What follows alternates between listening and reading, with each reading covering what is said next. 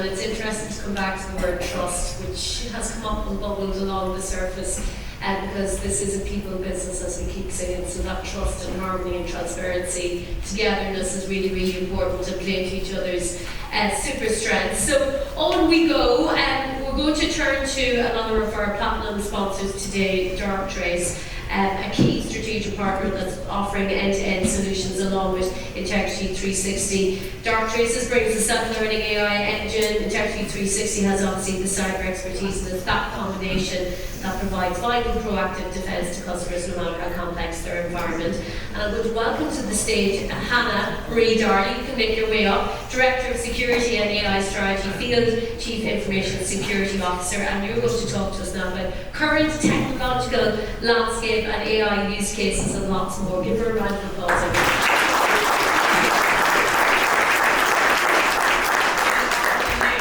I will echo the challenge earlier. I'm hopefully going to be enthusiastic enough and loud enough to keep you awake.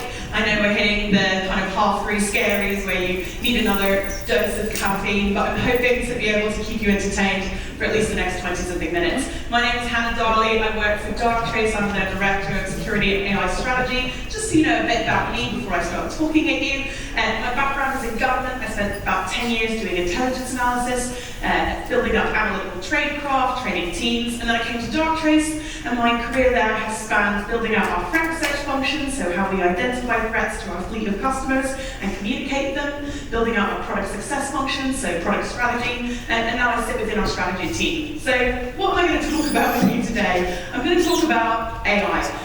In a shocking twist of events, I'm sure you've heard a lot about AI, not only at this conference, but at pretty much every conference for the last 3 years. And you sort of start to think, are we done? Have we made it? Have we achieved AI? Have we sort of built what we need to build? Have we implemented it? And the short answer is not quite.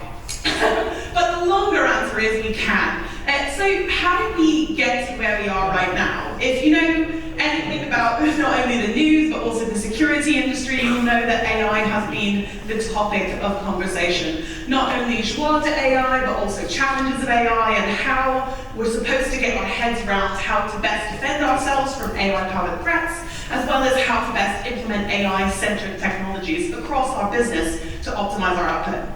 So that means a couple of things. One, AI is kind of everywhere right now. I'm wearing an AI tech fit ring to tell me about my heart rate. There are AI trainers, I don't have them on, but they can tell you about your steps. There are AI golf clubs that can tell you about your swing. And from a security perspective, pretty much everything that's coming out in the next 2 years has some sort of sprinkling of AI in it. And from an adoption perspective, you can almost end up in this cyclical conversation of we need AI because we need AI, and you never really get to the how. And that's been a massive shift from, say, 5 years ago, where it was absolutely a 0 to 100 conversation. Why do I need AI? And you sort of had to explain the importance. The other thing that's happened is there is a massive emphasis around large language models and generative AI. And most of that is because of the shift from essentially research to experiential AI. So previously you'd have AI research and kind of cutting edge stuff, but it would be behind a lab wall. So there wouldn't be a user interaction typically. And so really cool stuff would happen, it would publish in academic journals, and then you kind of move on. But now there is a user interaction piece. It's socially accessible, and so it's making it not only much more prevalent in the social side of life and in technology, but also in the security sphere. It's become massively important. And so when we think about threats, right, when we think about the threat landscape and where we find ourselves, it was already an asymmetric landscape. But now it's an even faster asymmetric landscape with a lot more scope and scale. And AI is one of those technologies that is a dual-use good. It's a toolkit, right? So it can be used for good, but it can also be used for harm. So businesses who are already having a lot of digital challenges, who are having to defend themselves on a very broad scale, that's continuing to increase. And that's not only continuing to defend themselves from the inside, from things like misconfigurations, patching, making sure that everything is as secure and hardened as it can be, but also from a very democratized threat landscape. People who previously don't have as much technological experience, they don't have the hacking chops, can now have relatively easy access to conduct pretty sophisticated attacks. And from a security team perspective, you're sort of just getting the sausage breakfast. You don't really know how it's made. You can tell it's more sophisticated or there's more of them coming in, but you may not know, is there AI in it or not? And does it matter if you're still having to solve the problem in the same way?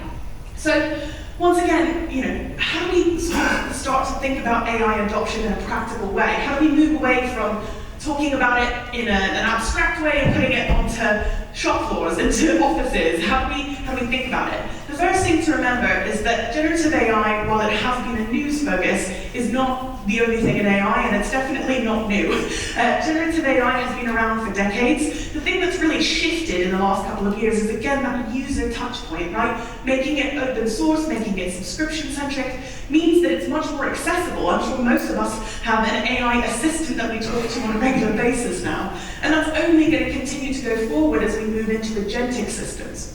But actually, the difference is really just the productization pipeline, right? Previously, that lab structure, you didn't have as many direct-to-market AI products, and now, pretty much everything has got some sort of an AI aspect to it.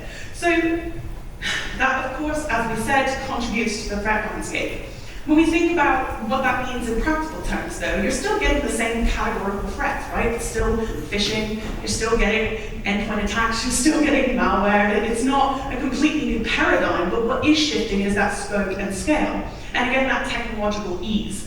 Whilst on the security side, you're continuing to do security orchestration and trying to keep your teams as resilient as possible, you're now contending with a much faster scale of attacks, and not necessarily, depending on your solution architecture, going to be able to do that from the human process alone. You're going to have to add technology to that, but with technology additions come human training, and there's a whole extra pipeline of that people process technology piece. So how do you do that digital transformation? How do you make that jump to contend with a really complex threat landscape?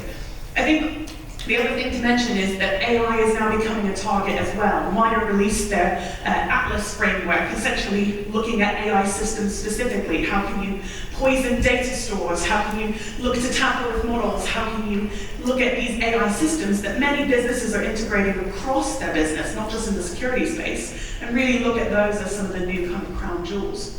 So it brings us to this point of, we've been talking about AI for a long time.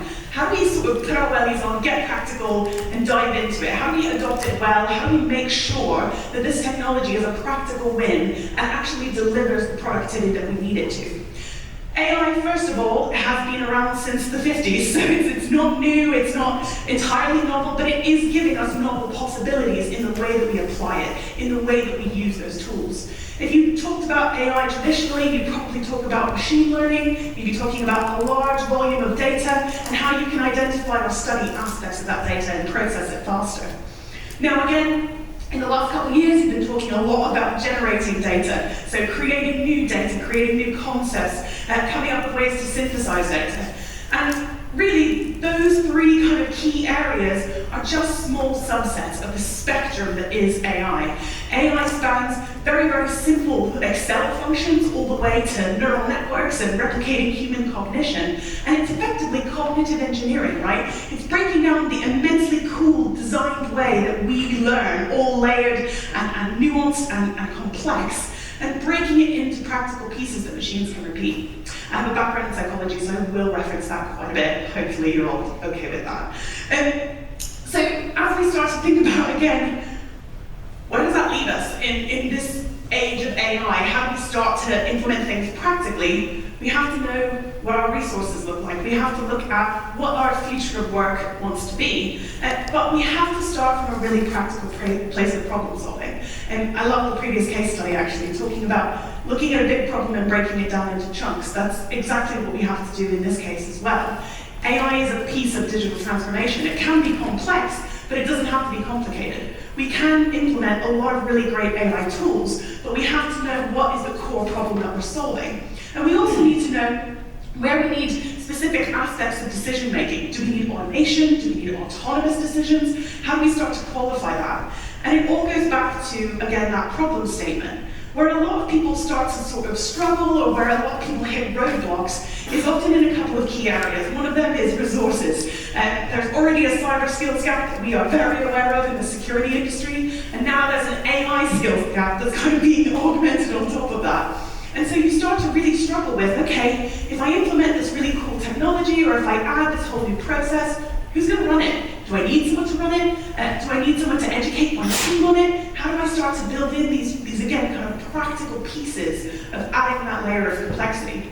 And then, again, there's a huge focus on large language models, which have a great place in AI, but they're just one subset. And I always talk about AI as a toolkit, right? You can't fix everything with a spanner. Some things will be great, some things will go really wrong. And so large language models are very much the same. They have exceptional talents at synthesizing data, but they're not going to be a one-size-fits-all solution, nor is any one AI technique. It's just like our defense in depth approach. The best approach tends to be a layered approach, where we're putting multiple techniques together, and we're getting the best of each one, and we're also covering the gaps.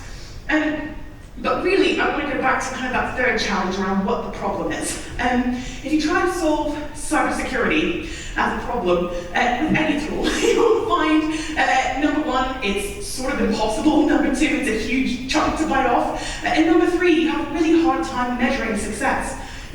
What do I need from my teams? What do I need from my tools? Do I need to take decisions away? They're low level, they're repeatable, they're not helping anyone. I can just automate those. Do I need to improve the way my human teams are working? Do I need to change their workflows? Do I want that human in the loop? Or do I actually need such a machine speed advantage that I want autonomous response that can take proportional actions in my stead? But again, if you don't have a clear journey on what that problem is, how you're going to solve it, what measures of success you have, and again, which AI techniques are best placed to solve it, you will struggle to see the full measure of success. One example I always give when I talk about AI adoption is a physics example, so it makes me feel smarter than I am, because I'm not a physics person, but it's called Jacob's paradox. It's about the turn of the century English coal production, and the mines were running a bit slower. People didn't want to go work in mining, unsurprisingly, it was quite dangerous. And so they started talking amongst themselves, these coal groups, and they said, we're not going to have enough coal to heat everyone's house, we're not going to have enough energy. We have to put in place efficiency measures. So they put in place efficiency measures over a number of years, they measured it, and afterwards they found out that they'd actually used more coal with the efficiency measures than if they'd done nothing at all. And so it's a really poignant lesson, because AI at its core is an efficiency engine. Every technique, every piece of cognitive engineering is reproducing something that a human could do, but faster. It's somehow adding to that output. And so when we think about how do we get the most of our AI technology and our AI tools, we can't just say, add AI to it, it'll be better. We have to think strategically about that problem. We have to understand what the techniques that we're using can do, what they can't do, and how it's going to balance amongst itself. We always talk about multi-layered AI at Darktrace, and that's a really key principle here. One technique alone is not going to solve everything. Just like I said before, a spanner isn't going to fix everything in your house. So how do you start to get into the meat of evaluating these AI tools? Either things that you're building yourself, so things that you're developing, things that you're hoping to implement across your own teams internally, or things that you're hoping to purchase. So those trusted partners that you're working alongside. How do you start to ask really good questions? The first key is education. You have to know at least a broad spectrum of information about AI to be able to ask the right questions. And then you should be able to feel quite comfortable getting into the nitty-gritty. As an AI company, as an AI vendor, we should be able to say to you, hey, here are some non-IP ways that we do things. Here's how we get our confidence elicitation, here's how we test our algorithms, here's how your data is going to be used, how it's going to be stored, whether it's possible to remove your data from models, or what kinds of models we use. There's a really, really simple way to evaluate it, but without the right questions, you never get those level of answers that you need to, again, practically solve that problem.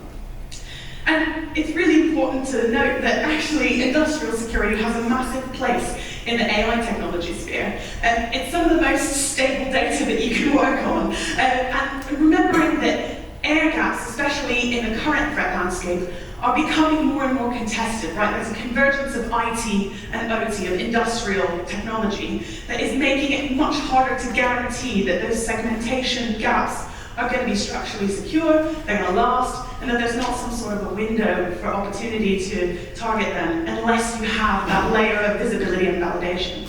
It's going to be really critical to understand that AI doesn't just have to work as an assistant alongside your business workflows. It doesn't just have to work on detection and response. It can work across your security orchestration, but you have to use different techniques to get the most value and the most productivity.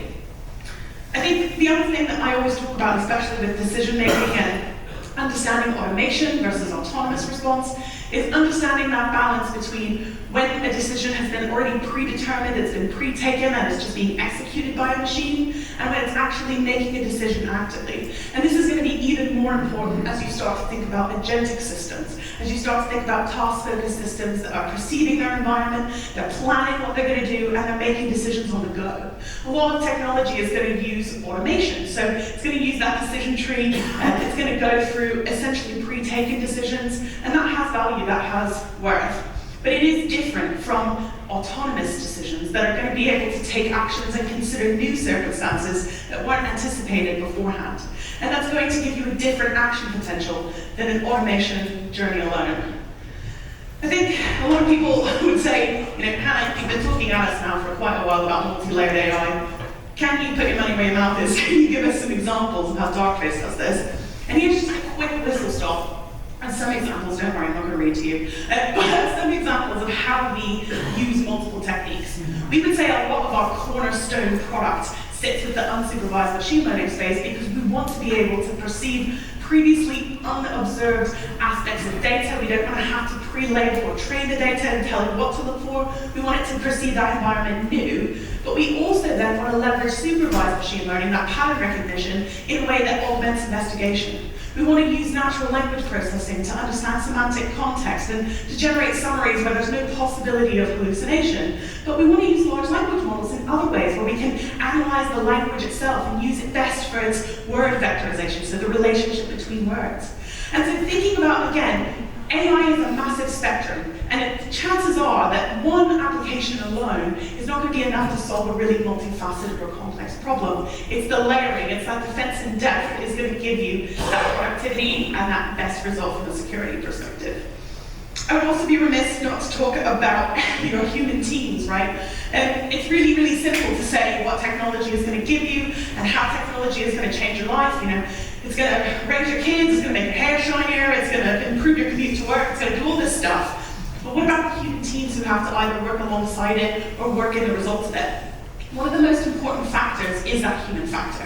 And it's one of the most important things from an AI design perspective. If we just design for the art of the possible, we'll design a vehicle that you can't sit in when you drive, or we'll design a lawnmower that you can't hold when you mow the lawn. We haven't thought about the human behavioral aspects, then we won't get the best results, because humans are at the core of every social system, and they're also at the core of every security system. But we want them to be able to do cool stuff. We want them to be able to use that critical thinking that they're best placed for, rather than taking tasks that are not interesting, they're continuous, they're manual, they're kind of mind-numbing, and because you'll get decisional fatigue. From a psychological perspective, security is one of the highest stress industries, and most of you will know that firsthand. If you're not in an incident, you're looking for one, and so it would be called in psychology a polycrisis state. You're in crisis after crisis after crisis. And so when you hear about kind of the 1 year, 2 year itch, you hear about burnout, you hear about high churn rates, you go, yeah, it's stressful. It's quite stressful to be in security. And so how do you change that? How do you move away? There's a value in being proactive, but what does that mean practically? How do you get to those higher level interesting tasks? How can I threat hunt and do all the pen testing that I wanted to do, but I'm bogged down with patch management instead? Or how can I get out of the continuous investigation loop and really get into some cool research stuff? And it's all about remembering how the human team is going to deal with these tools. And understanding as well that the way that we trust systems is different than the way that we trust people. It's called implicit trust. It's like when you get on a bus. You almost never ask how long the drivers had their license. You typically don't ask how much fuel is in the bus. You don't ask if the tires are all okay. You just get on and expect to get from A to B. And it's the exact same as your technological systems. That's why so many people talk about the users as like the weakest link, because we implicitly trust systems until something goes wrong. And so with that implicit trust in technology, what we need to remember is as we add layers to it, as we add complexity, we have to account for the human behavioral element. We have to account for that change. And so, first first of all, some practical takeaways. What can you do? How can you start to think about that? Again, thinking about areas of security where AI can really uplift the human workforce. Looking at areas where humans are going to struggle to go through trillions of log lines, and they're not going to enjoy it either. So if you can analyze that data better, if you can look for specific attributes of it that will take you into a more interesting investigation space and will give you a broader context of results, that's going to augment and uplift your human workforce. If you can let the machine make autonomous decisions for you, or even automated decisions, again, that's going to give your security team back time to do more interesting tasks. Letting them do critical thinking is how you keep them sharp, how you keep their skills interesting, and also, hopefully, how you retain them as staff. And then remembering that, from a resiliency perspective, so from human habit formation psychology, we know that every single day, for 66 days, you have to repeat the same habit before it becomes routine. And then it's another like 200-something days before it becomes subconscious. Now, if we dial that back to resiliency training, which is typically once a quarter if we're lucky, that doesn't necessarily mirror up with how we're going to expect behavioral change consistently. And then if you go all the way to user training, you're like, whew, once a year, if we can squeeze it in. And so thinking about those practicalities, remembering that the human is still the center of all these action potentials is going to help you to get the most out of those productivity gains. I think where I always like to land the plane is there's a lot of really good research out there. This is not a Darktrace graph, it's a scientific graph to show you that not only do I know a little bit about AI, but I also read stuff about it. And AI has a really huge potential to benefit humans. There is a really great amount of AI-human collaboration that has been documented over decades. You know, we're about 12 years old as an AI company, so we're quite old in that space. But before that, AI's been around since the 50s. So there's a lot of really robust research, especially in the academic space, that shows empirically that humans can benefit from AI tools. But the key to achieving those benefits, the key to not leaving stuff on the cutting room floor and getting the most out of what you hope are going to be those productive strategic gains for your organization, is the way that you implement it. Understanding the problem that you're trying to solve, how are you going to measure success, and which technique and tool is going to get you there, and how are you going to evaluate it over time. Those key choices are going to be how you achieve all digital transformation, including AI technology. And remember, as AI is implemented, as you think about how it's going to make your teams better, remember the human aspects of behavior that are potentially going to make or break the success of those efficiency measures. Don't forget about humans and leave them to the last. Plan them into your problem solving. Not necessarily as a problem, but you could qualify them that way, but plan them into how you calculate your decisions and your technology. You know, it's not just tech stack, tech stack, tech stack. It goes back to that classic adage, people, process, technology. I hope that this has been beneficial for you. I am around at our stand the rest of the day, so if you have questions, I don't think there's actually a Q&A time booked in for this, so feel free to ask me or one of my team at the stand. But please do take away from this that AI implementation doesn't have to be as challenging as it maybe has been up to this point. It can give you immense productivity gains. It can give you real benefits, but you just have to know what the problem is that you're trying to solve. Thank you so much for your time.